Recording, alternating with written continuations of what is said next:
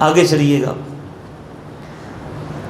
ہمارا دعویٰ یہ ہے اہل سنت و جماعت کا، جیسے جیسے قرآن نازل ہوتا گیا اللہ تعالی ہمارے نبی کے علم کو بڑھاتا گیا، بڑھتا گیا سرکار کا علم.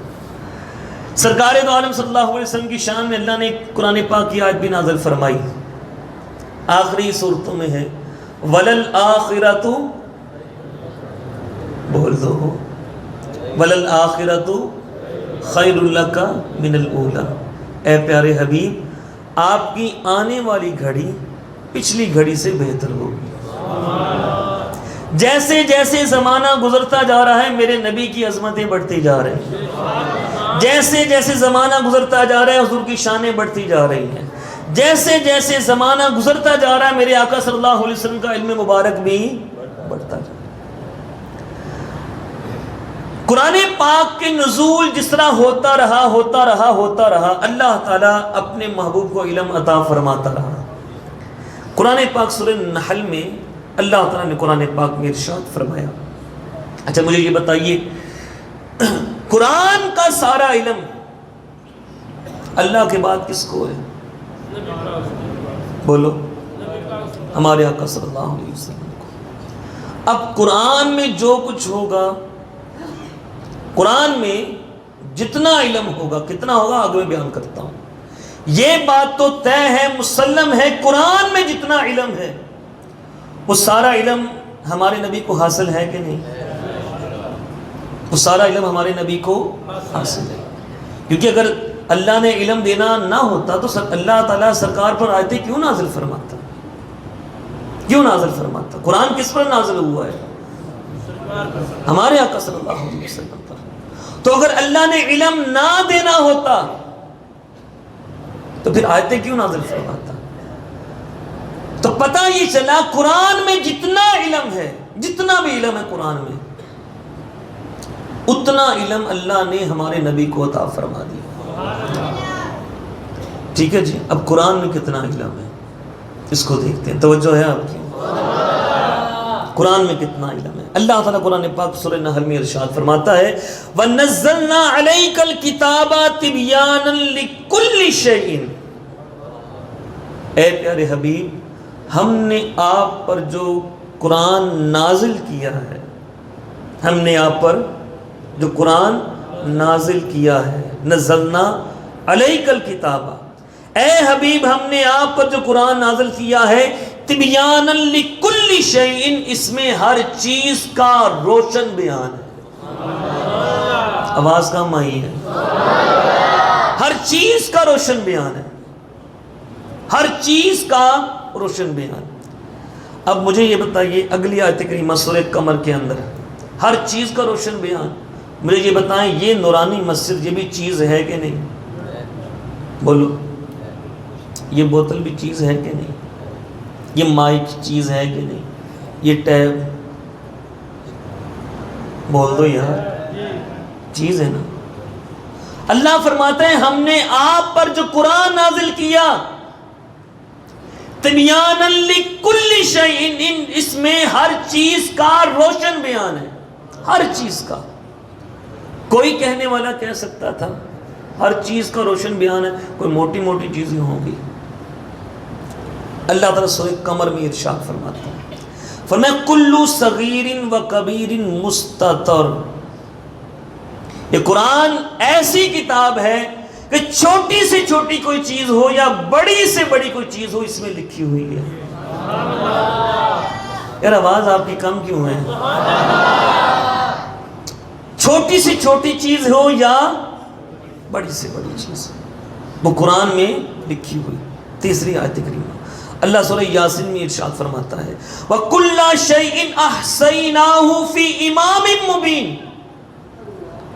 ہر چیز ہم نے ایک روشن پیشوا میں گن رکھی ہے، قرآن میں ہم نے گن رکھی ہے، ہر چیز کو گن رکھا ہے. پھر آگے سورہ انعام کے اندر اللہ تعالیٰ ارشاد فرماتا ہے فرمایا لا رطب ولا یابس الا فی کتاب مبین. فرمایا خشکی اور تری میں کوئی ایسی چیز ہے ہی نہیں جس کا ذکر قرآن میں موجود نہ ہو. اونچی آواز سے کہہ دیں.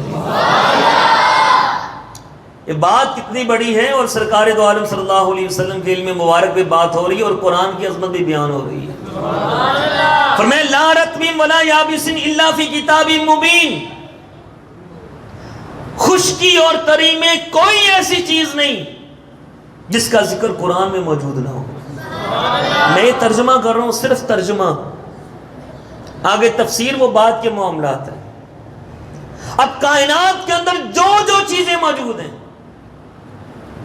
اس کا تعلق پتھروں کے ساتھ ہو، اس کا تعلق جمادات کے ساتھ ہو، اس کا تعلق نباتات کے ساتھ ہو، اس کا تعلق مخلوق کی کسی بھی قسم کے ساتھ ہو، اللہ تعالیٰ نے ہر چیز کا بیان قرآن میں رکھ دیا ہے، قرآن میں لکھ دیا ہے۔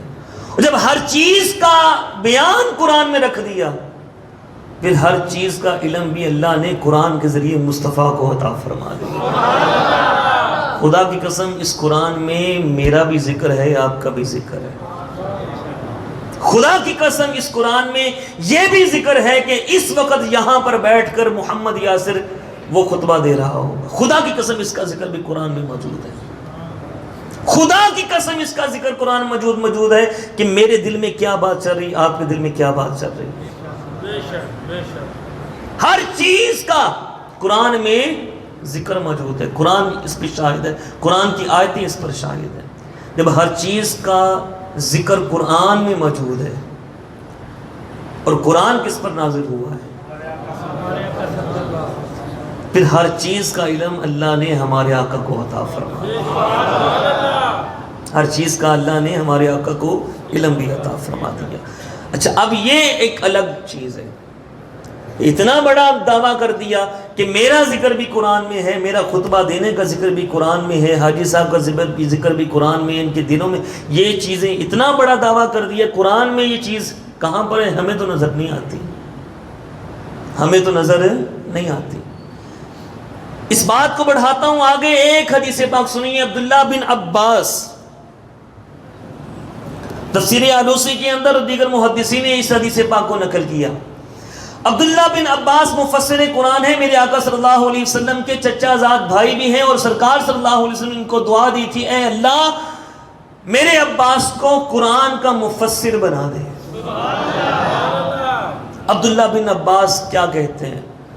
عبداللہ بن عباس کہتے ہیں لو داع لی عکال بعیر، بڑی چیزوں کو تو چھوڑو نا، ان کا ذکر نہیں یہاں پہ انہوں نے کیا۔ ایک کاروبار کرنا ہے تو کیا کرنا ہے، یہ معاملہ ہوا تو کیا کرنا ہے، یہ معاملہ ہوا تو کیا کرنا ہے، ان کا ذکر نہیں۔ ایک ہلکی سی چیز جو اس وقت ایک بہت ہی معمولی سی سمجھی جاتی تھی، عبداللہ بن عباس نے اس کا ذکر کیا۔ عبداللہ بن عباس کہتے ہیں لو داع لی عقال بعید لوجدتہ فی کتاب اللہ تعالی، اگر میری اونٹ کی رسی بھی گم ہو جائے، میں کسی سے پوچھنے نہیں جاؤں گا میری اونٹ کی رسی کہاں ہے، میں قرآن کھولوں گا، قرآن مجھے بتا دے گا اونٹ کی رسی کہاں پر ہے، قرآن مجھے بتا دے گا میری اونٹ کی رسی کہاں پر ہے۔ اب یہ تیرے اور میرے پڑھنے کا انداز مختلف ہے، تیرے اور میرے پڑھنے کا انداز مختلف ہے۔ اب جو شخص جتنا قرآن کے قریب ہوتا گیا، اتنا علم اللہ تعالیٰ اس پہ کھولتا گیا۔ اور اس کی ہمارے استاد محترم حضرت علامہ مولانا سعید احمد اسد صاحب رحمۃ اللہ تعالیٰ نے ایک بڑی ہی پیاری مثال دیا کرتے تھے۔ اب یہ جب کہا، کسی نے اعتراض کر دیا، سرکار یہ جو آپ نے کہا کہ قرآن میں ہر چیز کا بیان ہے، اس میں ہمارا بھی بیان ہے، ہماری نسلوں کا بھی بیان ہے، ہمارے گھروں کا بھی بیان ہے، ایک ایک چیز کا جب قرآن میں بیان ہے، ہمیں تو نظر نہیں آتا۔ تو استاد صاحب رحمۃ اللہ تعالی نے فرمایا کہ ہاں نظر آئے گا، لیکن نبوت سے پہلے فیض تو لو، پہلے سرکار کے سینے سے فیض تو لو نا۔ جس کو سرکار کے سینے سے فیض ملا، اس نے تو دعویٰ کر دیا کہ میری اونٹ کی رسی بھی گم ہو جائے تو میں اس سے قرآن میں دیکھ لوں گا۔ پھر اس آسا نے کی مثال دی، کہا اس وقت تو ایک بنتی تھی کیسٹیں VCR میں جو لگتی تھی، ٹھیک ہے جی، کہتے میں آپ کو مثال سمجھاتا ہوں کہ میں ایک جگہ پہ بیان کرنے گیا اور یہ بات ہے 80s کی، 1980 بیان کرنے گیا، اور اس وقت جو مووی بنتی تھی محفلوں کی وہ بڑے کیمرے پہ بنتی تھی جس میں کیسٹ باقاعدہ ڈلتی تھی. دیکھا ہے وہ کیمرہ آپ لوگوں نے؟ کیسٹ پہ ڈلتی تھی. کہتے میں سندھ میں گیا بیان کرنے، وہاں پر انہوں نے میرا بیان سارا ریکارڈ کر لیا. بعد میں میرے پاس وہ آئے، جناب آپ کا بہت شکریہ، آپ سندھ میں آئے تھے تو جو آپ نے بیان کیا تھا نا وہ اس کیسٹ میں موجود ہے، اس کیسٹ میں موجود ہے. تو کہتے ہیں میں نے جو کہا الحمدللہ وہ بھی اس میں موجود ہے. میں کہا ہاں جی وہ بھی اس کیسٹ میں موجود ہے. میں نے جو کہا رب العالمین وہ بھی اس میں موجود ہے. کہتے ہیں ہاں وہ بھی اس میں موجود ہے. میں نے جو آیتیں پڑھی وہ بھی اس میں موجود ہے. کہا ہاں وہ بھی اس میں موجود ہے. میں نے جو حدیثیں پڑھی وہ بھی اس میں موجود ہے. ہاں جناب جتنا آپ نے بیان کیا ہے لفظ ٹو لفظ، حرف ٹو حرف اس کیسٹ کے اندر موجود ہے. استاد صاحب کہتے ہیں میں نے کیسٹ کو پکڑا اور اس کو دیکھنے لگا، یہ کیا ہے کہاں پر؟ مجھے تو کوئی صحیح رسد نظر نہیں آ رہا، مجھے تو کوئی صحیح رسد نظر نہیں آ رہا. مجھے تو کان کے قریب بھی لگاؤں اس کیسٹ کو مجھے کچھ سنائی نہ دے. میں کیسٹ لگا رہا ہوں نا، کیسٹ کو دیکھ رہی تھی استاد.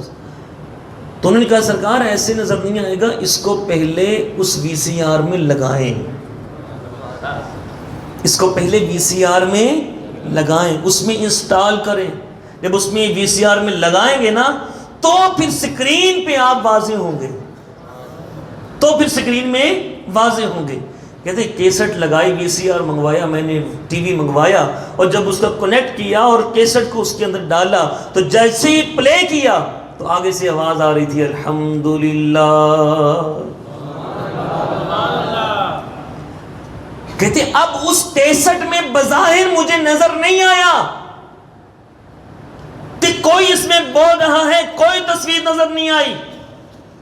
اس کیسٹ میں ظاہری طور پہ کوئی آواز نہیں تھی، لیکن جب اس کو انسٹال کیا گیا تو ساری آواز بھی آئی، ساری تصویر بھی آئی، آیتیں بھی سنی، سب کچھ ہوا.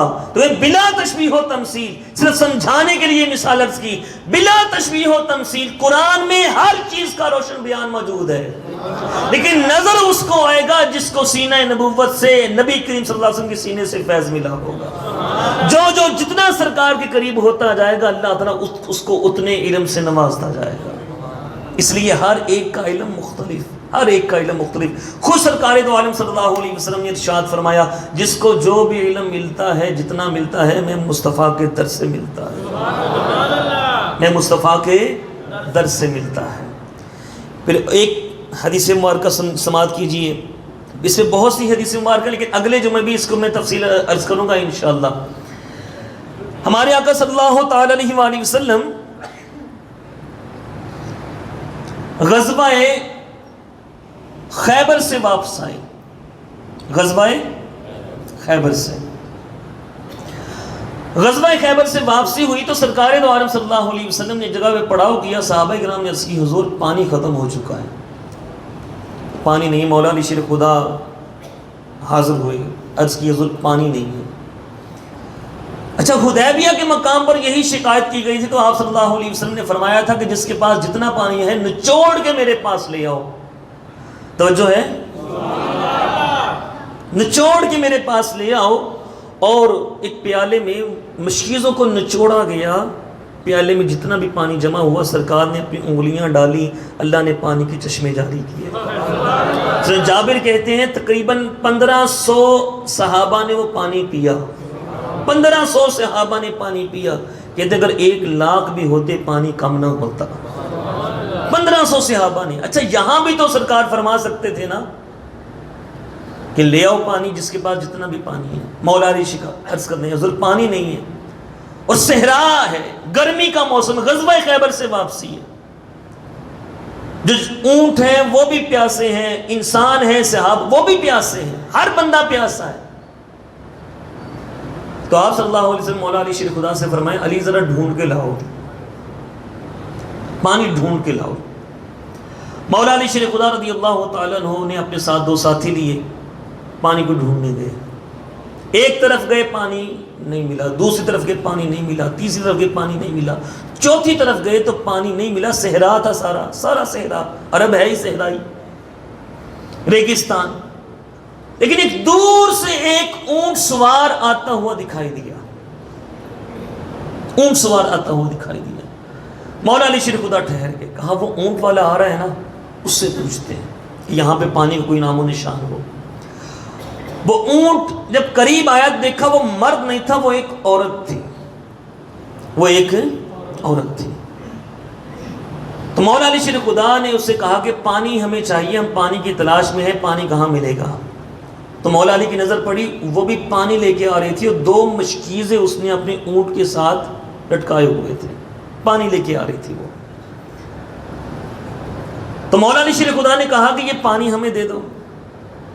اس نے کہا بہت دور سے لے کے آئی ہوں. کہا کتنی دور ہے کنواں؟ کہا کل اس وقت میں کنویں پہ موجود تھی، کل اس وقت میں کنویں پہ موجود تھی. پانی اتنی دور ہے، 1 دن لگا ہے، اور پانی میں اپنے بچوں کے لیے لے کے جا رہی ہوں، اپنے قبیلے والوں کے لیے لے کے جا رہی ہوں، اور میرے کچھ قبیلے کے ساتھی ابھی بھی وہاں پر موجود ہیں، وہ میرے پیچھے آ رہے ہیں. مولا علی شیر خدا نے کہا کہ ہم بھی خیبر سے آئے ہیں، بڑے پیاسے ہیں، پانی کچھ دے دو. اس نے کہا کہ آپ کو پانی دے دیا تو ہم کیا پئیں گے، اتنی دور سے پانی لے کے آؤ. اس نے کہا ایسا کرو تم ہمارے نبی کے پاس تو چلو، سرکار سے عرض کر دینا نبی کے پاس چلو صلی اللہ علیہ وسلم. تو جیسے پھر آگے وہ اس نے کہا کہ دیکھو آپ کتنے اچھے لوگ ہیں، آپ مجھ سے پانی چھین بھی سکتے تھے، پانی چھین بھی سکتے تھے، لیکن آپ مجھے رضامند کر رہے ہیں کہ آ جاؤ ہمارے نبی کے پاس. تو اگر آپ دوسرے بندے ہوتے نا کوئی غلط قسم کے تو آپ پانی چھین لیتے، مجھے قتل کر دیتے، صحرا میں کس کا پتہ چلتا ہے. لیکن آپ اچھے لوگ ہیں، میں آپ کی بات مان لیتی ہوں، چلو میں تمہارے نبی کے پاس چلتی ہوں. اس حدیث پاک کو سنتے جائیے گا، نگاہ نبوت کہاں کہاں تک پہنچتی ہے اس کا بھی اندازہ لگاتے جائیے گا. سبحان اللہ. سرکار دو عالم صلی اللہ علیہ وسلم کے پاس جب یہ عورت پہنچی، سرکار صلی اللہ علیہ وسلم کو دیکھا، پھر دیکھتی رہ گئی. آپ صلی اللہ علیہ وسلم نے فرمایا کہ یہ پانی ہمیں دے دو. اس نے کہا جناب آپ بہت ہی اچھے ہیں، بندے ہیں، اور میں تو آپ کے صحابہ سے مل کے بڑی متاثر ہوئی اور آپ کی تو بات ہی نرالی ہے. یہ پانی بہت دور سے لے کے آئی ہوں، پانی اپنے بچوں کے لیے لے کے آئی ہوں، آپ کو دے دیا، پھر جانا پڑے گا، بہت مشکل ہے. ہمارے آقا صلی اللہ علیہ وسلم نے آگے سے یہ فرمایا تو پانی کی مشکیزیں ہمیں دے، اگر تیرا پانی کم ہو گیا نا پھر کہنا، تیرا پانی کم ہو جائے تو پھر کہنا. اس نے کہا کہ یہ کیسے ہو سکتا ہے کہ پانی آپ استعمال بھی کریں اور پانی کم نہ ہو، یہ کیسے ہو سکتا ہے. سرکار نے فرمایا دے تو صحیح. اس نے کہا جناب آپ کا چہرہ ہی ایسا ہے جو جھوٹے کا تو نہیں ہو سکتا، آپ کی بات پہ اعتماد کرتی ہوں. سرکار دو عالم صلی اللہ علیہ وسلم نے دونوں مشکیزیں اتروائے. اتروانے کے بعد آپ صلی اللہ علیہ وسلم مشکیزے کا منہ کھولا، ایک گھونٹ اپنے منہ میں لیا، اس کو منہ میں گھمایا، پھر واپس مشکیزے میں ڈال دیا. دوسرے کا بھی یوں کیا. فرمایا علی بڑا برتن لو اور مشکیزے کا منہ کھول دو.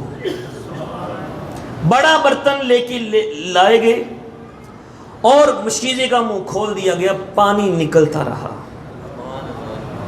اور حدیث پاک میں آتا ہے، شارحین نے لکھا، کہتے ہیں وہ پانی صرف 1 یا 2 اونٹ پی سکتے تھے، لیکن غزوہ خیبر میں جتنے بھی اونٹ تھے سب نے پانی پیا.